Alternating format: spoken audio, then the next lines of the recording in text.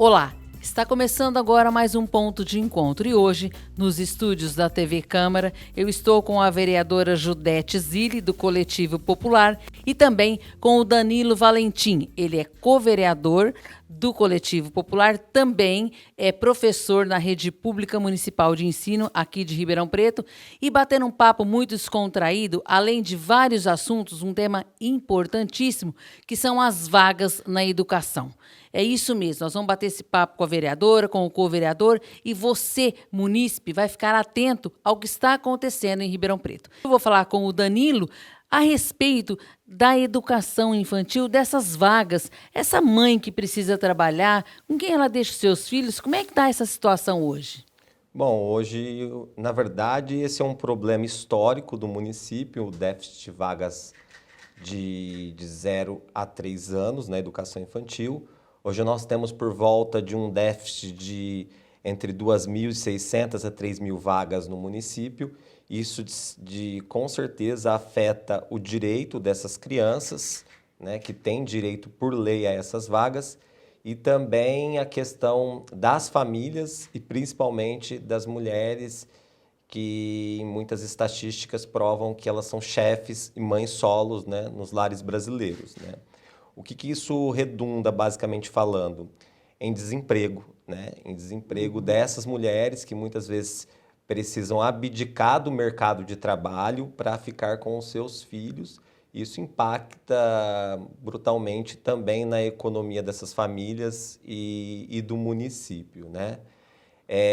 Nós temos, no momento, 2 unidades escolares prontas de educação infantil de 0 a 3 anos, nos bairros Jardim Salgado Filho e Parque São Sebastião. Essas 2 unidades estão fechadas, né? Poderia acolher 418 crianças. Nossa. Então, aí temos mais uma unidade também que poderia acolher 375 crianças no bairro Jardim Helena. A conclusão dessa do Jardim Helena em setembro, e as outras 2, elas já estão prontas e fechadas.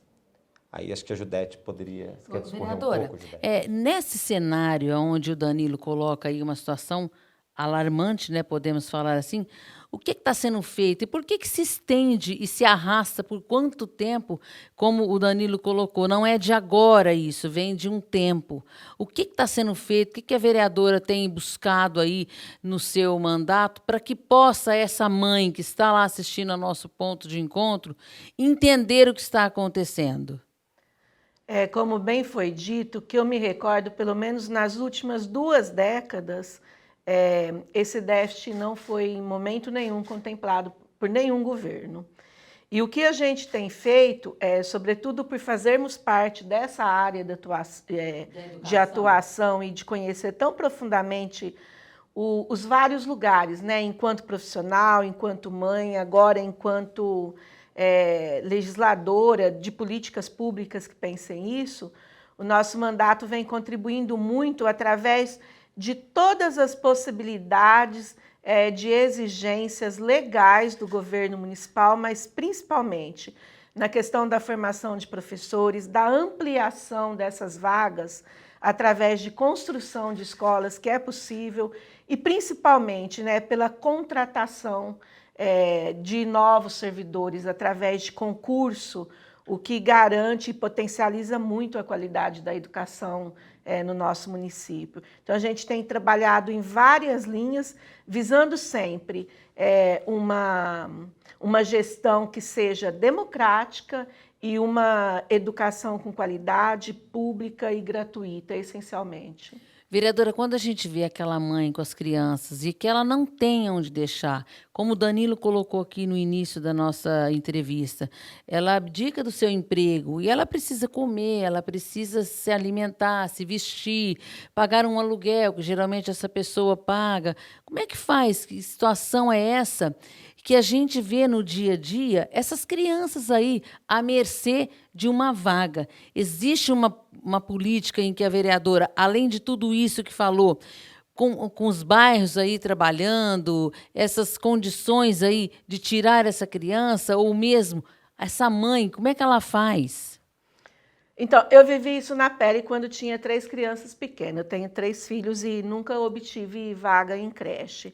E aí acompanho isso há muito tempo também e posso dizer tranquilamente que em 1990, quando é promulgado o Estatuto da Criança e do Adolescente, esse direito é expressamente discutido, aprovado, por conta da demanda do movimento de mulheres feministas. E por que eu digo isso? Porque sem o direito à vaga, sem o direito à escola, as mulheres não têm nenhum tipo de empoderamento e nem de autonomia financeira. Isso significa lá na ponta que ela continuará sendo dominada, sendo subordinada e sem ter os seus direitos garantidos de acesso à profissão, ao mercado e principalmente a ter uma vida mais digna, né? Então, ambos direitos, eu acho que eles se entrecruzam o momento todo, porque toda família é violentada e tem direitos violados quando uma criança não é assistida e quando a mulher ou um dos membros dessa família não pode trabalhar justamente pela falta de vagas ou pela falta do direito garantido e que o Estado deve oferecer. Então, isso é muito grave. É gravíssimo, né? E lembrando que sempre é a mãe, né, que fica ali acolhendo, é a mãe que suporta tudo isso. Porque, como o Danilo mesmo colocou, às vezes é mãe solo. Né? A gente tem que ter esse olhar diferente, sim, para essa mãe, né, vereadora? Hoje, Jane, mais de 30% das famílias são arrimos das mulheres são arrimos de Olha família, só. são mães solos. Danilo e vereadora Judete Zilli, gestão democrática nas escolas municipais, que a gente vai falar sobre eleição para a escolha de diretores e vice-diretores. É um tema também importantíssimo que vocês trazem aí nesse legado. Eu queria que o Danilo falasse, depois a vereadora Judete Zilli também colocasse a sua opinião, para que aquele telespectador que está na ponta e está assistindo entender um pouquinho esse trabalho de vocês aqui na Câmara. Não é um tema novo no município, é um tema de décadas. Se a gente for voltar no tempo, na Carta Magna de 88 já tem a previsão, a partir do artigo 205, né, que trata do eixo educação. Então, ali já tinha uma diretriz para o país, né, os municípios e estados, colocando a importância da gestão democrática no ensino, nas escolas públicas, né? A gente apresentou esse projeto tendo em vista que é uma bandeira do coletivo popular, dos membros que o compõem, dos grupos que sustentam o nosso mandato, né? A gente está na política institucional agora, mas a gente convive e vivencia a luta dos movimentos sociais, a luta pelos direitos da criança. Eu sou professor, a Judete também é professora, nós somos também ela também é do movimento de mulheres, né? Então, assim, essa luta não é uma luta de agora e na forma de fazer a luta, a gente sempre defendeu a questão de democratizar os espaços, né? De fortalecer os espaços que já existem, como sindicatos, conselhos de escola, APM, Associação de Moradores, que são micros espaços de decisão, né? E que muitas vezes negligenciado e esquecido pelo poder público. Esse projeto em si, ele é baseado na Lei 13.005, que é o Plano Nacional de Educação de 2014, que obriga que os municípios instituem a gestão democrática. A própria Carta Magna já falava isso em 88, só que o Plano Nacional, ele detalha como deve ser isso, ele traz em seu documento, ele esmiuça isso, e ele propõe, ele prevê que os municípios regulamente a gestão democrática nas escolas municipais, né? Danilo, quando você coloca aí que são vários setores, entre sindicatos, presidentes de associações, enfim, e é importantíssimo quando você coloca isso, e a vereadora pode me ajudar depois completando, aonde quem sabe daquele bairro, daquela situação, é o presidente de bairro, é o presidente da associação, porque ele sabe o que acontece aí. Claro que não dá para a vereadora como um todo saber o que acontece com 750 mil, quase aproximadamente, moradores de Ribeirão Preto, mas que saiba pontuar em cada bairro quais são as dificuldades e as suas necessidades. Por isso, quando você fala aqui na carta, e está escrito isso no estatuto, é importante a gente trazer isso a público para que dá e tenha força esses sindicatos, esses presidentes de bairros e serem ouvidos também. Também é isso, né, vereadora? Ter esse lado aí, para que eles tenham essa força e essa voz, né? Exatamente, Jane. Democracia acima de tudo. E quando a gente fala disso, implica tanta coisa, e eu gostaria de explicar bem pedagogicamente para quem está nos ouvindo, né? Quando a gente fala de qualidade da educação, a gente pressupõe várias ações que culminam com isso e que vai lá na ponta ter ligação direta com o desenvolvimento integral daquela criança que está lá. A educação ela tem que ser vista somente dessa forma. E quando a gente fala de gestão democrática, a gente considera uma escola que priorize isso fundamentalmente, não só porque existe uma lei, mas na prática. Então, o que eu quero dizer com isso? Tudo que acontece numa escola, o plano político-pedagógico dela tem que ser discutido com professores, com profissionais, com toda a comunidade do entorno. E a partir de certa idade, até as crianças devem ser consultadas a respeito do futuro, do que elas vão aprender ali no dia a dia. Então, a gestão democrática passa por isso no âmbito exclusivamente pedagógico, e ela tem uma outra parte que é fundamental também, que fica muito fácil de ser entendida, é o seguinte: o governo municipal, desde sempre, em nossa cidade, ele funcionou através dos cargos da gestão por indicação. Ou seja, eu indico quem eu acho que deve ocupar aquele espaço e ali é desenvolvido o projeto que aquela pessoa e aquele grupo pretende realizar.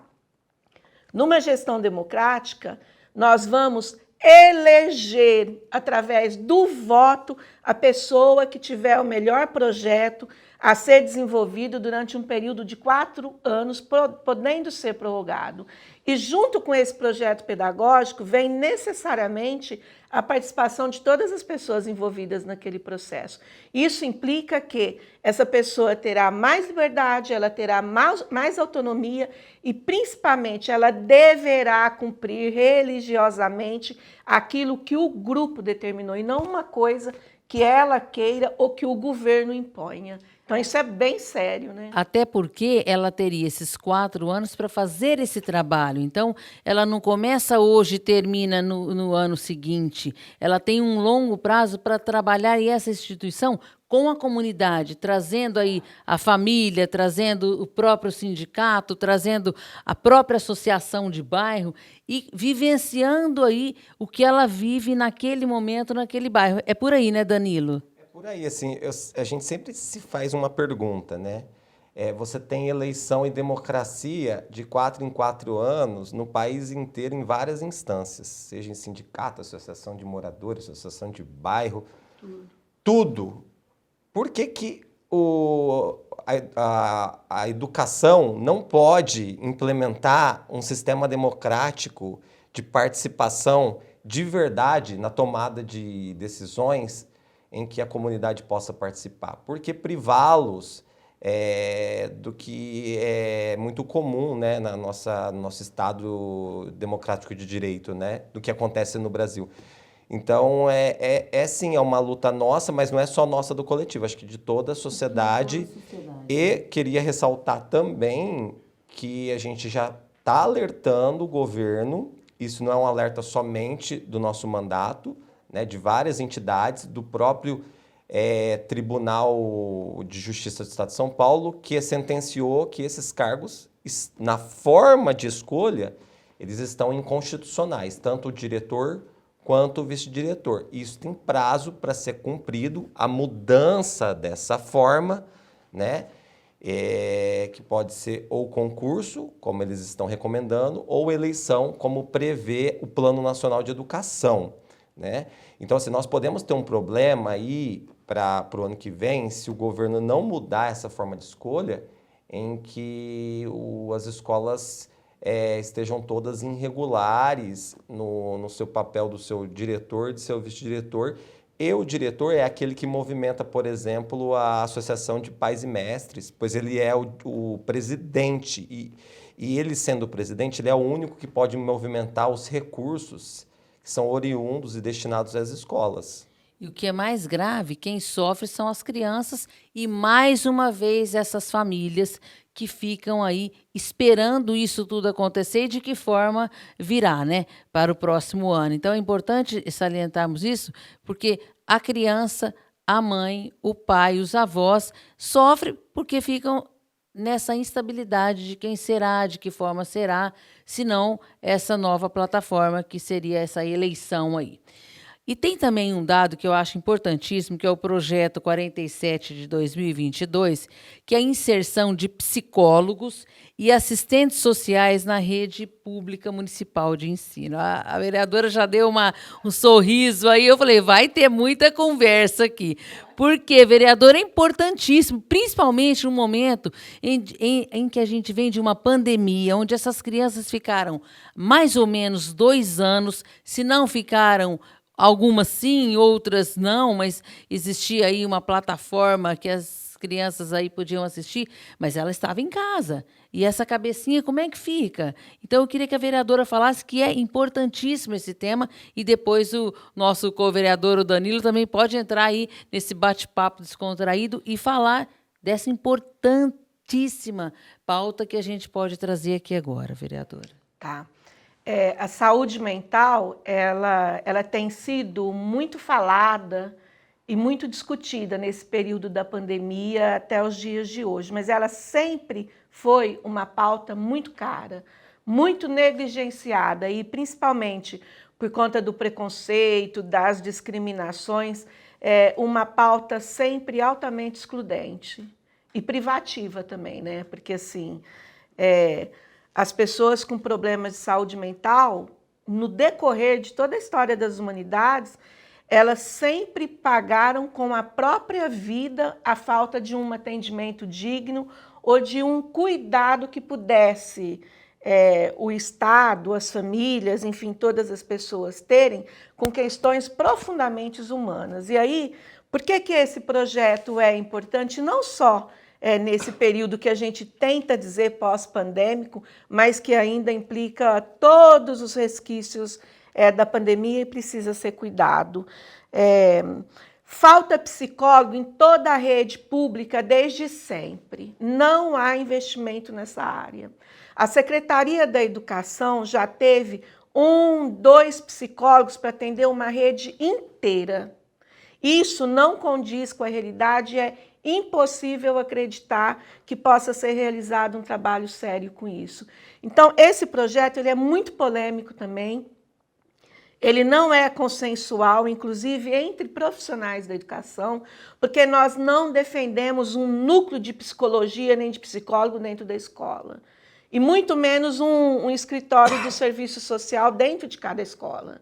Nós queremos coisas factíveis e nós temos muita discordância quanto a isso. Mas é necessário, sim, que o poder público invista na contratação desses profissionais para que essas crianças e famílias possam ter esse atendimento garantido. Porque, Jane, os índices de ansiedade, de suicídio e de outras síndromes acumuladas com estresse profundo está no dia a dia na escola e perpassa mais de 50% das famílias. Isso sem a gente considerar os fatores socioeconômicos e de violência doméstica a qual essas famílias foram submetidas, principalmente de forma muito grave durante esse período da pandemia. Então, o projeto é necessário. Ele implica muitas discussões, ele vai ser muito espinhoso.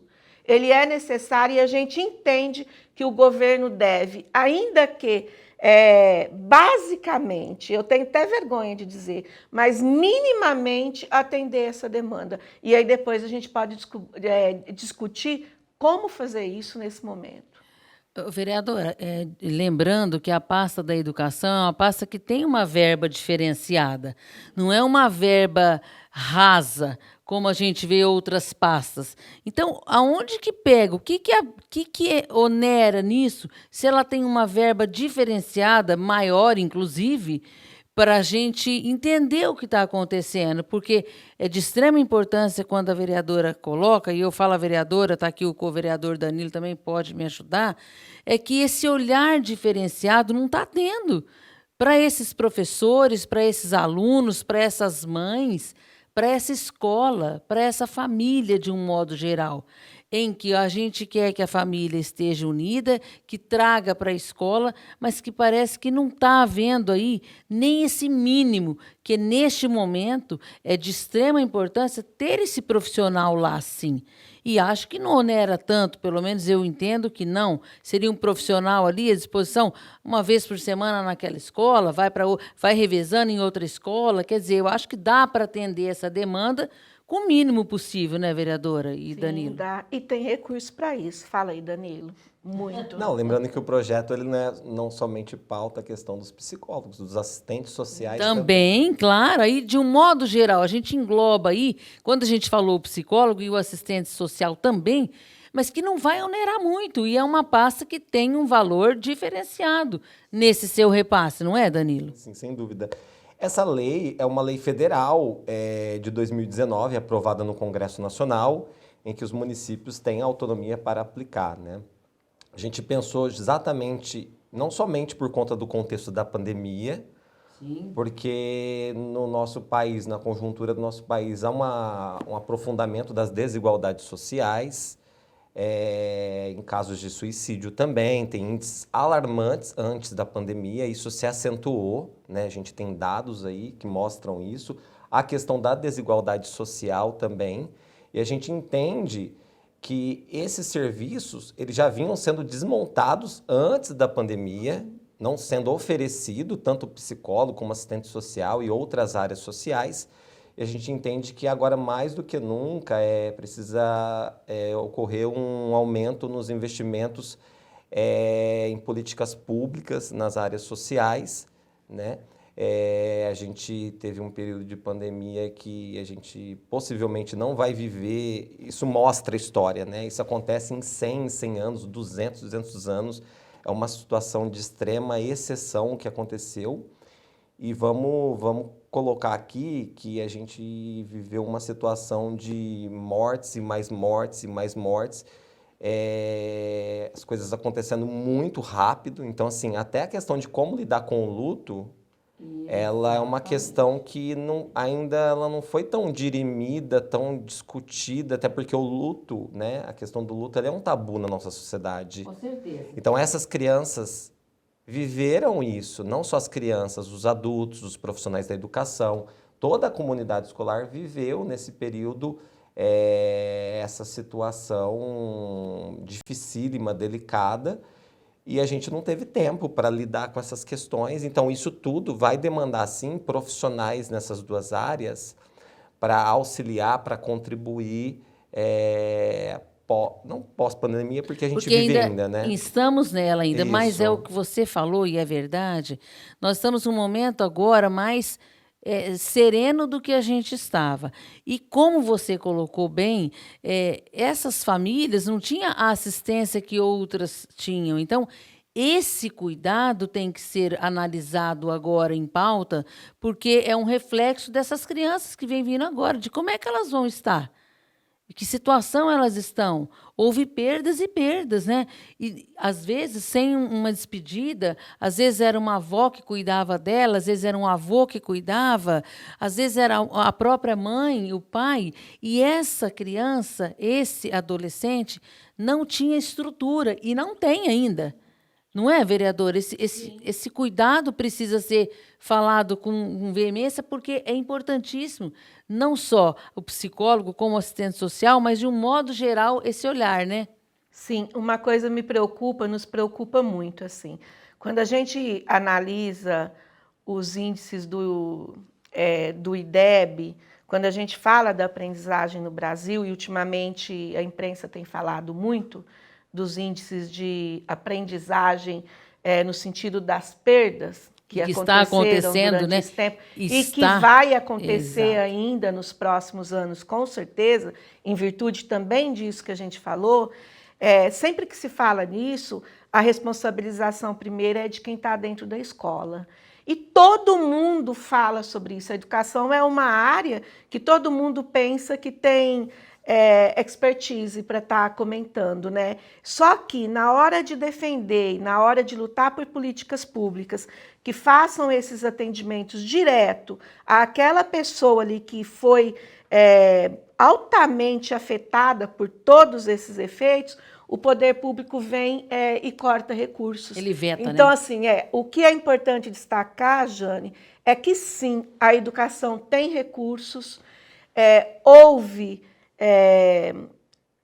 como que diz, Mudanças, sobra de recursos em 2021, há possibilidade de sobrar recursos de novo, conforme o uso do orçamento no primeiro quadrimestre. Nós já estamos indo para o segundo. Devido a isso, a gente pode ter as possibilidades de sobrar novamente nesse ano, e aí a gente tem projetos dessa natureza que não há nem recurso financeiro e muito menos vontade política de ser executado. Então, é uma demanda que não é de um mandato, são de todos dessa casa e que implica diretamente a sociedade, porque na ponta as pessoas que menos têm acesso aos direitos básicos que vão pagar essa conta novamente. Que sofrem, inclusive, exatamente, né, vereadora? Exatamente. Nosso tempo, olha só, meia hora passa tão rapidinho, né? E eu queria que a vereadora e o Danilo fizessem aí as falas finais, mas rapidamente falando, quando a vereadora fala que quem sofre na ponta são essas famílias, e é assim, e por que não existe uma política para falar, gente, se está sobrando dinheiro, por que eu não vou investir aonde está precisando? Exato. O que acontece? Aonde a roda pega aí, vereador e Danilo? Eu vejo assim, tem uma questão de sobra de recursos, sim. É importante dizer isso, o próprio Tribunal de Contas já apontou, né? Apontou isso. Então, assim, é preciso, sim, investir corretamente, investir todo o dinheiro, porque a educação, ela precisa. As escolas estão, inúmeras escolas estão sucateadas, precisa melhorar a sua estrutura física, né? Melhorar os recursos, as condições de trabalho. Mas também é importante dizer que quando o plano plurianual veio para essa casa, para ser analisado pelos vereadores, e veio mais de 1.000, quantas páginas, Judete? Mais de 1.000, né?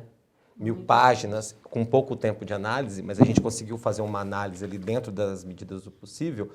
Era nítido, assim, a visão de cidade que o prefeito tem naqueles documentos, né? Naqueles dados, né? Porque, basicamente, o plano plurianual fala dos recursos que você vai priorizar nas áreas que você quer priorizar na cidade. E, assim, nada contra a área de planejamento e obras, porque a cidade precisa. Sim, claro. Mas, quando você pega um comparativo dos últimos planos plurianuais, você percebe um aumento, um acréscimo nessas áreas. E na educação? Na educação, mantido. Está sendo mantido, você percebe que, né, tem poucas variáveis, na saúde também, mas o que nos assusta bastante é nas áreas, por exemplo, de assistência social, nas áreas de cultura e lazer. Esses que já tinham poucos recursos, caiu bastante depois da pandemia. Então, essa é a visão de cidade que a gente enxerga ali, está ali, não somos nós que estamos inventando. O plano plurianual, ele demonstra, ele demonstra flagrantemente para onde o prefeito, qual é o projeto que ele pensa de cidade, né?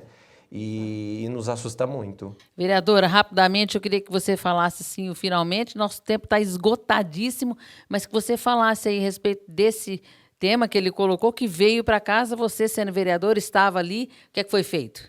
O que está sendo feito, nós votamos contrariamente a todo o projeto do atual prefeito, porque a gente entendeu e a gente pautou exclusivamente esse investimento aí na área social, na saúde, na educação. na questão da moradia, que foi o que mais afetou as famílias aí nos últimos 3 anos. E aí, para a gente avaliar o projeto de uma cidade, de um estado e de um país, a gente tem que olhar aonde é que o governo coloca os investimentos do orçamento público. Se não for para essas áreas, não é em defesa dos direitos humanos, e sim de uma outra categoria. Então, é necessário estar atento sempre. Bem, quero agradecer a presença da vereadora Judete Zilli, do co-vereador Danilo, e agradecer a você, telespectador, aqui do nosso Ponto de Encontro. A semana que vem tem mais, eu espero vocês. Até lá!